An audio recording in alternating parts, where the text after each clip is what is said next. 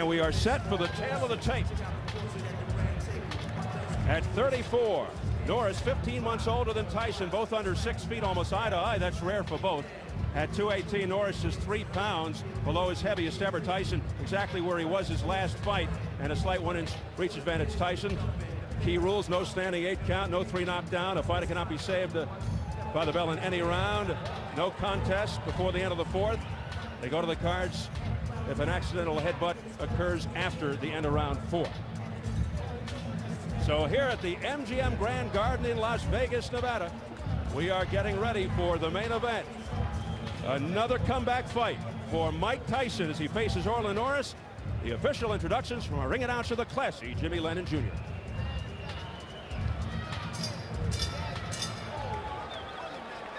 Ladies and gentlemen, a very good evening to you and welcome to the City of Entertainment, the MGM Grand in Las Vegas, Nevada.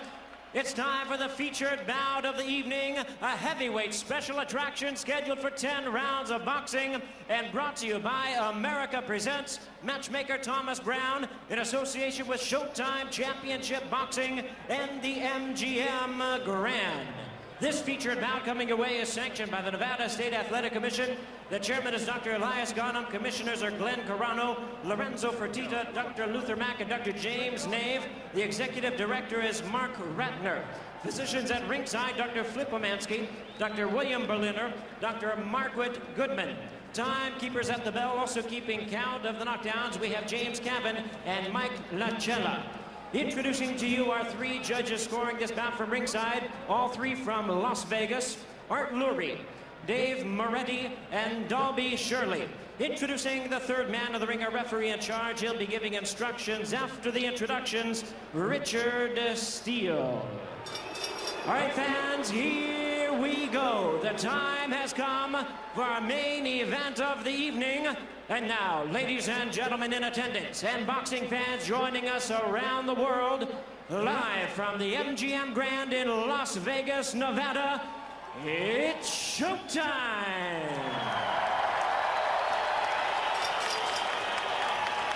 Introducing to you first on my right, fighting out of the blue corner, wearing gray trunks with black trim, fighting out of San Diego, California by way of Lubbock, Texas.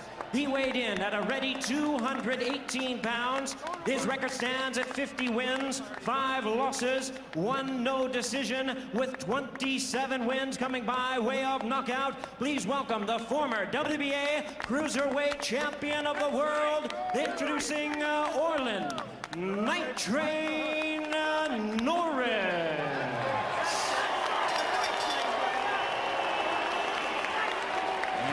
Presenting his opponent across the ring on my left, ready to fight out of the red corner, entering the ring wearing his traditional black trunks and hailing from Catskill, New York. He weighed in at 223 pounds.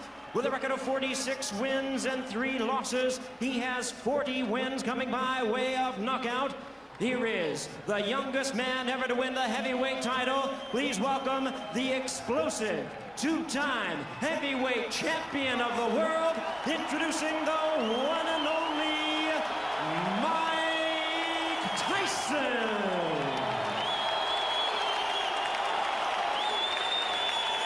Once again, a referee in charge, Richard Steele. Okay, you guys, I spoke to you both in the dressing room. I'm cautioning again, obey my commands at all times. Keep all of your punches in front of the man. Watch the low blows. Shake hands and good luck.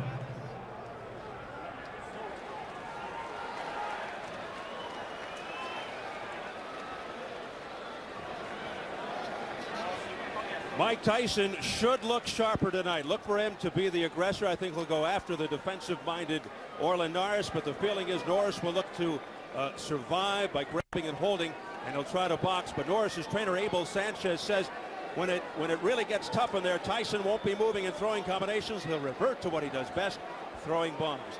We'll see. Richard Steele, controversial referee, the 3rd man, and here we go. The bell for round 1, and Tyson comes right out with a straight left. Orlin's a great defensive fighter. good offensive fighter as well. Not with the power of Mike, but he's probably a little quicker, very sneaky, good movement, and he's used to going the distance, Steve. He can go and do the 10 rounds, no problem. Norris heavily muscled, not quite as defined and carved as Tyson. They're not used to being on the same eye level as each other. Both are heavily muscled and the same muscle type. Good left hook to the belly by Mike Tyson right there. Tyson going to the body. This is going to be something new. Mike's used to springing up into big men. Now he has a short man the same size right in front of him. Great.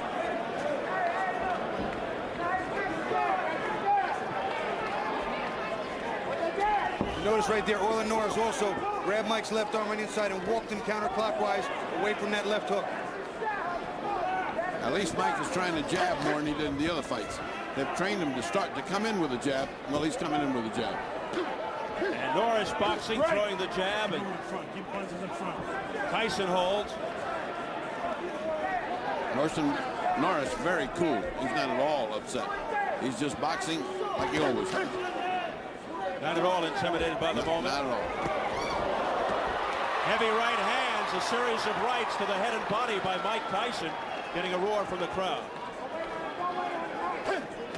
Here's that jab of Norris again. Orlin still hasn't stopped and picked his spot. He's looking for the spot to get that pound of flesh. He's got to hit Mike and sting him a little so he can get some respect. Then he can implement his game plan much easier. Norris's best weapon, the double left hook.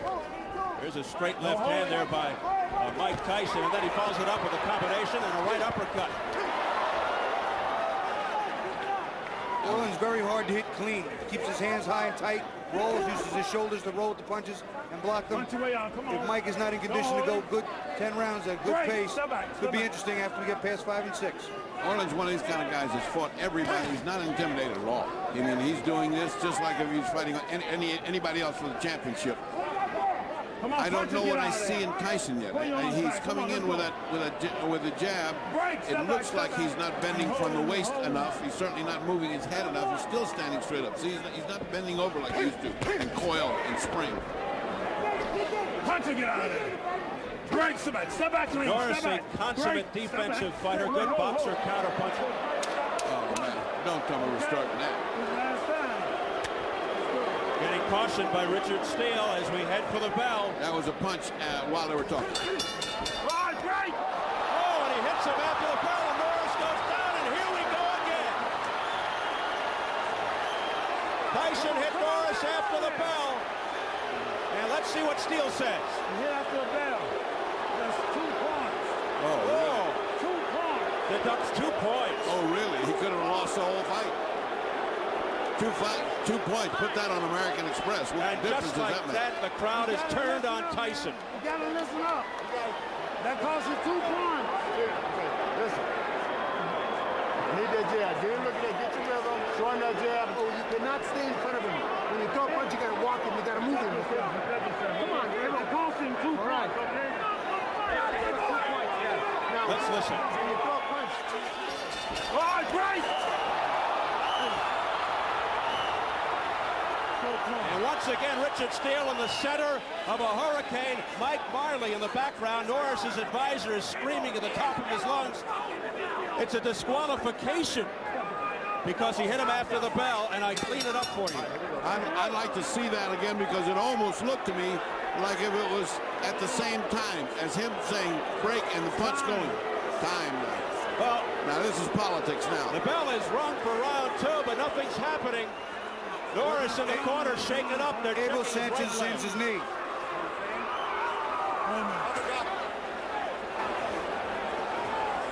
He's looking at his leg. He's saying his knee is hurting him. This is about a knee. This is not about anything else. It's the right knee of Norris. Unbelievable.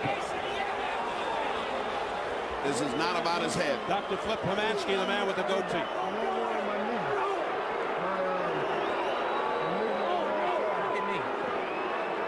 So you're right there in your knee and you can't continue? That's it. His knee. He can't continue. His head and he cannot continue. Oh, man. Can't make him continue. You know what? I This can't reminds make me. him continue. It's Now he goes over to the executive director of the Nevada Athletic Commission, Mark Ratner.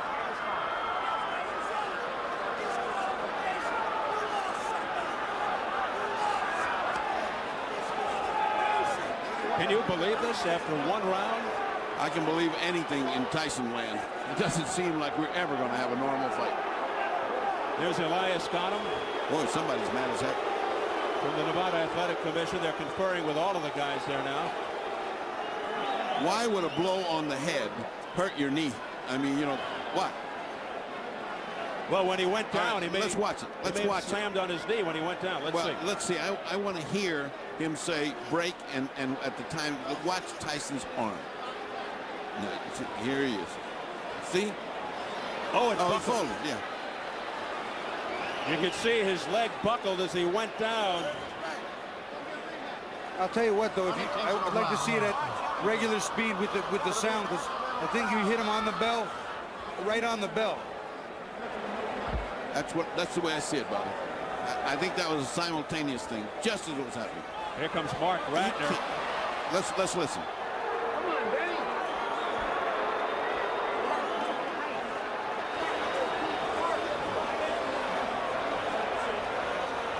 Now there's a lot of scurrying in the ring. They better put protection up Here comes security. Boy, we've seen this scene before with a Tyson fight. Let's not see it again. They're forming a circle around Tyson. And you can hear the crowd chanting its displeasure now. And things are getting ugly again. There's Shelly Finkel, Tyson's advisor. Look at the amount of security in the ring.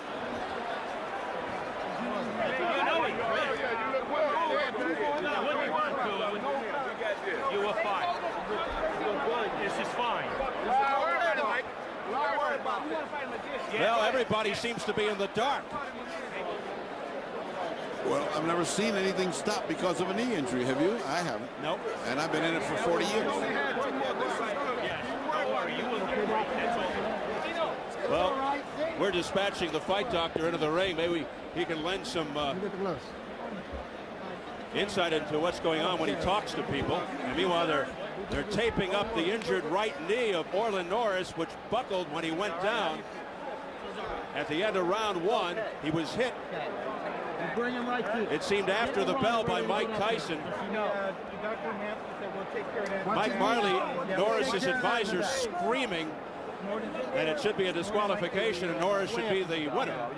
You know, Steve, I got the impression that Mike was trying to jam the left uppercut up as the bell was going off. I don't know that it was just that it was a clean left hook after the bell conscious thought. I really don't. I mean, I'd like to see it again. It just all happened too fast. And when you start a punch, it's hard. But it's like the kid who cried wolf, Bobby. It's like, how many times can we see this happening with Mike Tyson?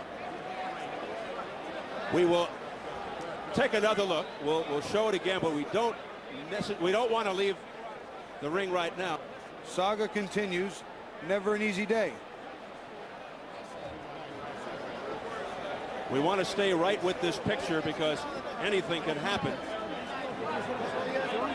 But we will definitely show you a replay of the end of the first round. Again, I'm sure you'll see it several times again before this thing is over. So once again, Mike Tyson and controversy come together. Wish I could hear what Shelly Finkel was just saying.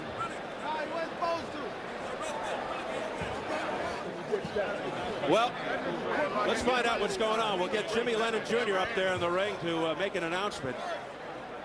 Take it, Jimmy. Ladies and gentlemen, your attention, please. This bout has been stopped after round number one due to an accidental foul which occurred after the bell rang. This bout is officially ruled at this time a no contest.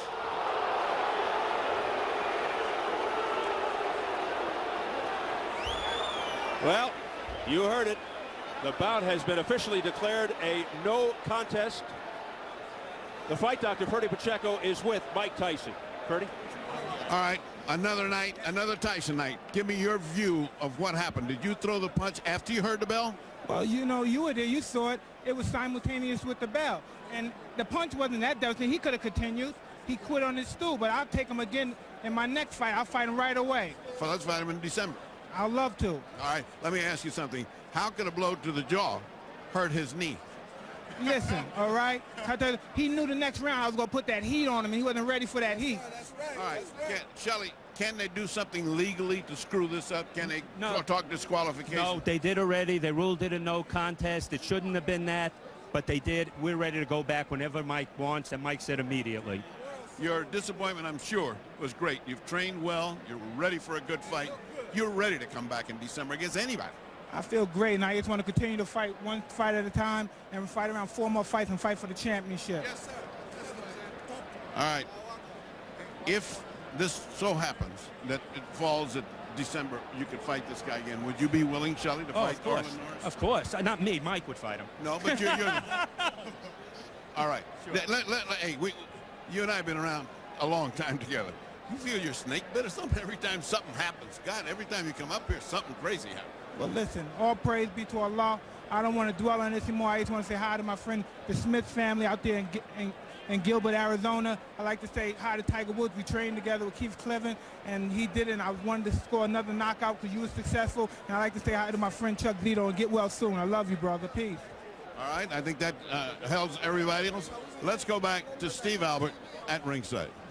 Well, just got an official explanation from the other ringside physician here telling us that Norris twisted his knee when he fell, and there you see the results of it all. And I believe underneath that, Steve, there's a scar from some previous surgery and injury. So once again, controversy and Mike Tyson are connected as this fight ends after 1 round. We're going to take another listen to exactly how it sounded at the end of the first round. Let's go.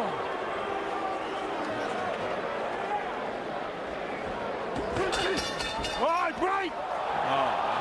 He definitely hit him after the bell. He definitely hit him after the bell. I don't know if he heard it. I don't know what registered. It was definitely after the bell. It wasn't long after the bell, but it was after the bell. We've got to find out if Mike Tyson heard that bell.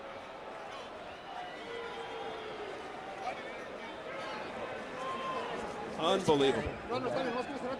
They stopped the fight after round 1 on an accidental foul. They call it a no contest. This thing goes 3 minutes and it's over.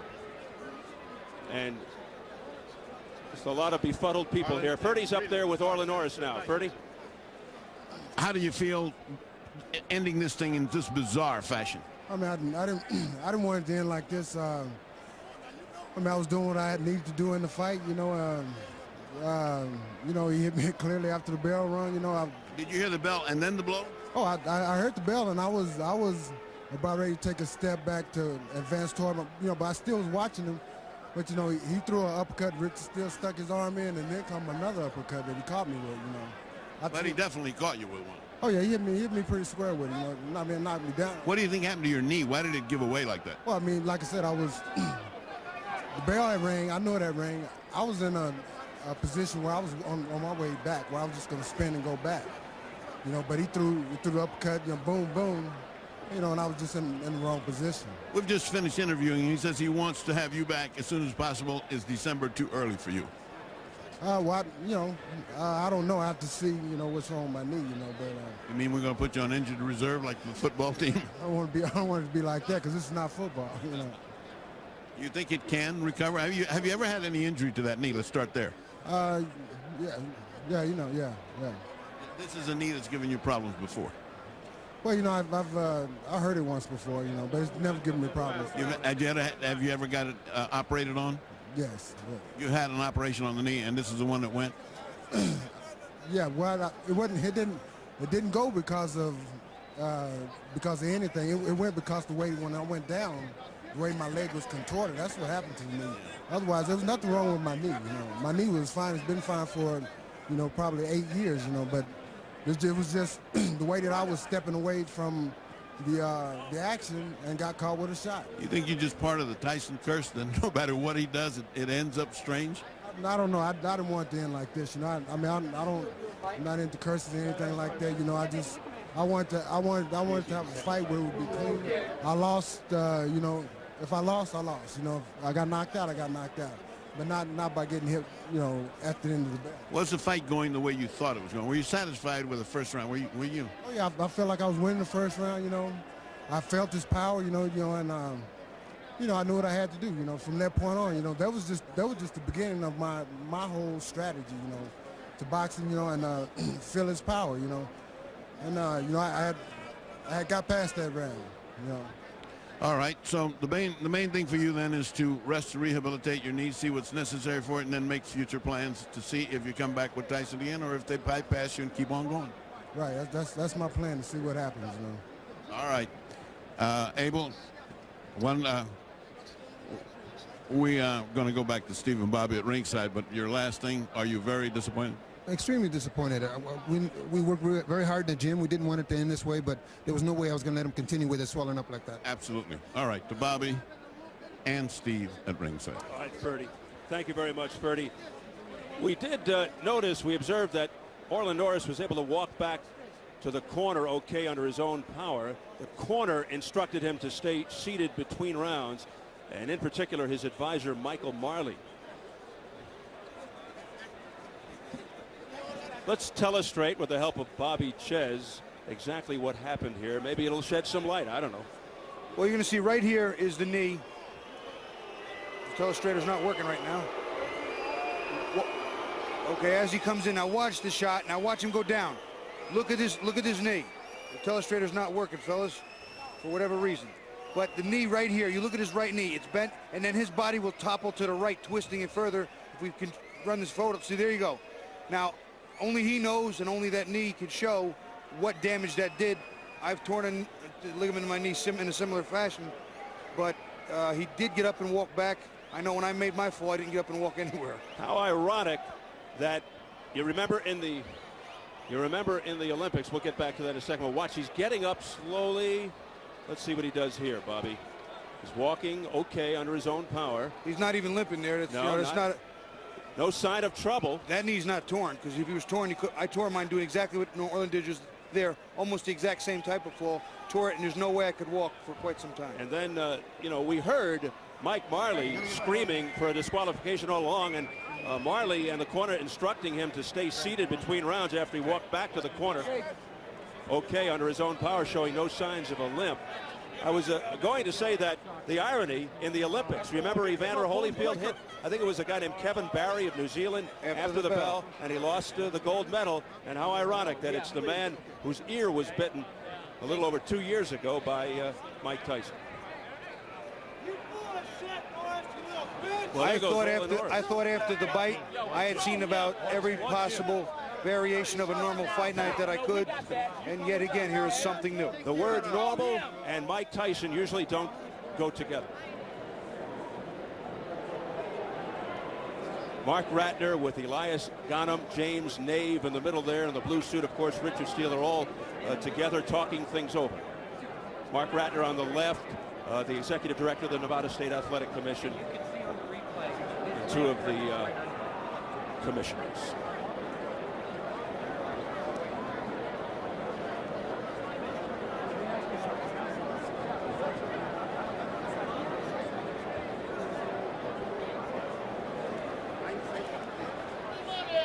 Lorenzo Fertitta with his back to the camera. You saw him.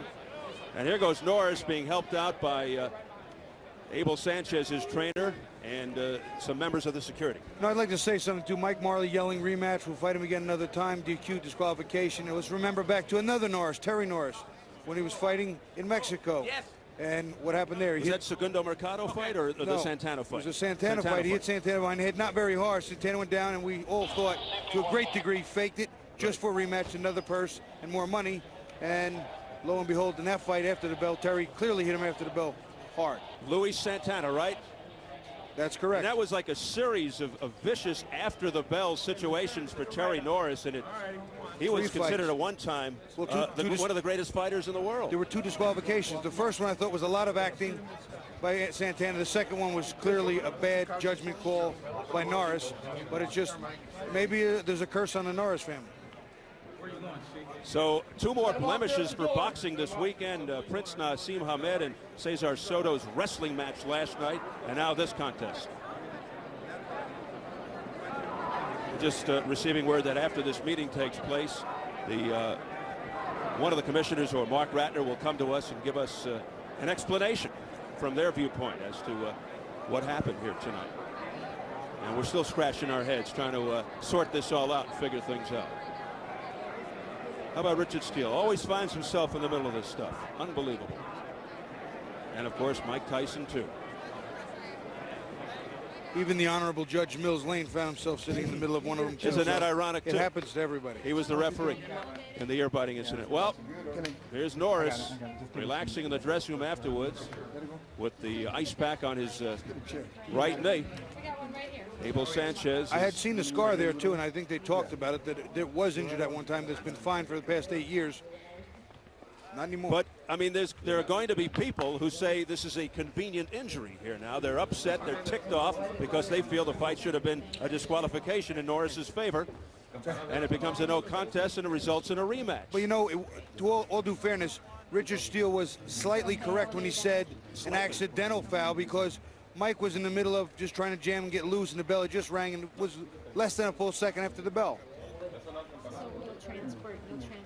Oh, yeah, and then you get the urine up there. The fight doctor is standing by with Mark Ratner. Ferdy? Mark Ratner, another bizarre night when Tyson fights. What is the last of the discussions? We're going to get the films. We got to hear the bell ourselves. We're going to review everything. We will hold the purse until we are able to review it. You mean there's still a chance that something could happen where Tyson would lose the fight on a disqualification? Well, we don't know. We don't know intent or anything right now.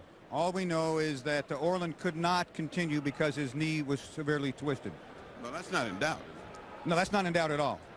The fight would have continued if he was mentally fine. He was mentally sharp. There was nothing wrong with the head blow, so the fight would have gone on. It was an accident in that he twisted his knee in an accidental fall. I mean, he was knocked down. No question about that. So that's nothing you can help, and there's nothing you can fake either. No, that's correct. There's nothing. Orland will get paid tonight. We just want to make sure with Mike exactly when the punch was. We don't know. Would that cause him to have a fine? Would that cause him to lose the person? That's why we're going to review it on Monday. We'll have a special commission meeting and really check it out.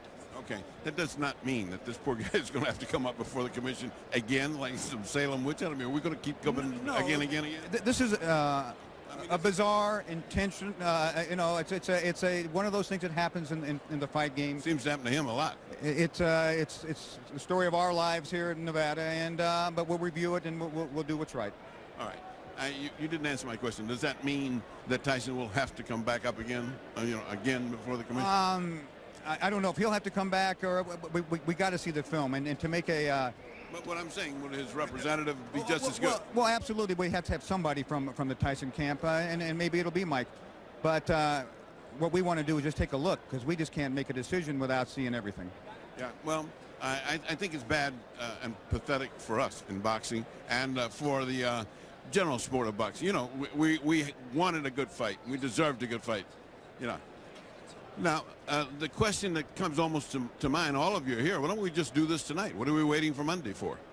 Well, because we have learned more than anything not to make hasty decisions, to really look at it away from everybody, and that's what we'll do. Well, you can get away from everybody. I don't mean to press you, but you can go back to a room and replay it. It's only a television tape. It isn't going to change from now until Monday. I mean, the result is going to be the same. You guys are here. There's an empty room. You sit down and you thrash it out. I mean, why keep everybody in suspense? It's something that the commissioners want to do, and that's the way we'll do it. Well, I regret that's going to hang fire till Monday. We got. It seems like boxing doesn't come up with quick answers to anything. Maybe you're correct in letting cool heads prevail. I don't think you're going to see anything different Monday than you're going to see today, and I don't think that it's necessary for you to make Mike go through more of that. I'm sure Orland's not going to go through anything. You cannot do and give him a special treatment. I mean, he's just another boxer. Absolutely. We've already asked you if you're going to hold the purses. You've already answered it, haven't you? Yes. Clearly, haven't you? Yes. All right, so you are not going to hold Orlin Norris's purse. That is correct. And you don't know yet whether you're going to hold Tyson's purse until you see him. That is also all right, correct. that's what I thought you told me a few minutes ago. Okay. All right, and in the final analysis, we've had another strange night, which you could not do anything about. We could not do anything about, and apparently it's just heaven sent. This guy has got a black mark on him. He just can't just get through a fight. Thank you very much for coming and speaking to us, and we'll go back to Bobby and Steve at ringside. Thank you very much, Ferdy. We're going to go back and take another look at the fight again. The fight, 3 minutes, basically, and we'll voice it over here as we see it ourselves in the past tense. Well, now, I'll tell you what, and I believe this. I was thinking it as the first round was coming to an end, which was in essence the fight. Mike Tyson was still not doing one thing enough, and that's the jab. We talked about the keys to victory. Mike was so successful when he was young, coming behind that double, triple, even quadruple jab, and then going from there. Here he's waiting on Orlin, looking to land the big one. Not doing enough jabbing. Early on he jabbed a little more. As we get into the second half of the first round, he doesn't jab as much. See, he's looking for the big one. Looking for the big hook, looking for the big right hand, looking for the big shots. I thought Norris was fighting a pretty smart fight here in the first round. I told people, I said, there's no such thing as an easy Norris. The whole family has a good sense of the fight game, good strong wills. They get in shape, they do what they're supposed to. They pay attention to their trade. He's a smart fighter, a good defensive fighter. I've seen him outbox men 6'4", 6'5", like Tony Tucker and Oliver McCall. Now, outboxing Mike's a different thing, but he was doing what he needed to, and he wanted to frustrate Mike. He wanted to get Mike to miss with the big shots, which he was doing. He was doing what he wanted to a degree, up until the foul, up until the bell, up until the twisted knee. I thought Mike was winning the first round by a little bit, but it was a very close round because there was not a lot of good action. Certainly Norris's best days behind him, but the same can be said for Mike.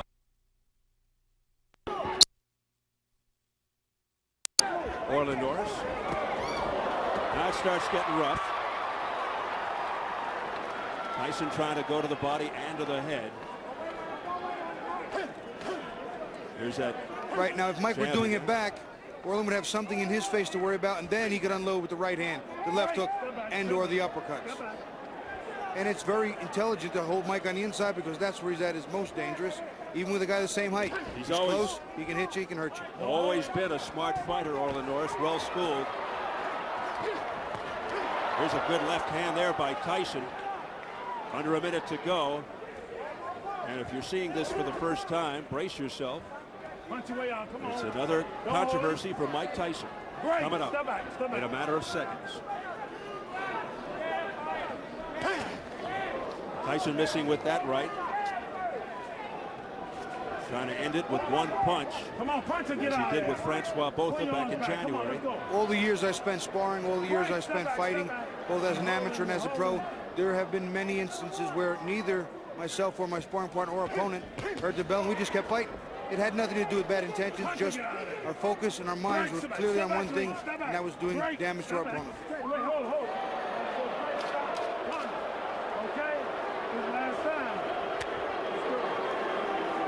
The crowd getting on Tyson there and Richard Steele. And here it comes. The bell clearly sounded. He hit him with the left. Down went Norris, but watch now. Watch the. As he gets up okay under his own power. No sign of a hobble or a limp. He deducts initially 2 points from He's standing on a fine now. Yeah. And you know what? The fact is, he may have twisted a little bit and said something in the corners that twisted my leg a little bit, but otherwise I'm all right. And that's when the brainstorm started between Abel Sanchez and Mike Marley and everybody else seizing an opportunity to double a payday. When you throw a punch, you gotta walk him, you gotta move him. Come on, Abel. All right. We're listening to what Abel Sanchez said there. Couldn't really make out what he said to Orlin Norris, but the knee wasn't involved in what I heard just now, though. That I will tell you. Well, I guess it's an oxymoron, but it's another black eye for boxing. Well, you know, Steve, it's unbelievable to me the amount of different types of things that we've seen over the years, many of them surrounding Mike Tyson, and they just come up with more. It's just unbelievable. I just can't fathom that this has happened again. And what was determined here? Nothing was accomplished tonight. Nothing was accomplished tonight. Nothing really. And now, what happens to Mike Tyson from this point on? Well, I know Dr. Nave doesn't particularly like him. So Dr. James Nave? He's part of the commission, and I'm sure they're going to hold another inquiry and this and this and that, and everybody's going to say, should he fight, should he not fight? I can't see. This type of thing happens in the gym every single day. Yeah. It really does. Something shady here, though. Something is definitely shady. Mike Marley, the advisor, former sports writer for the New York Post, went to work for Don King as a public relations man, went to work with the Norrises. He was managing Terry Norris for a while, advising now Orlin Norris.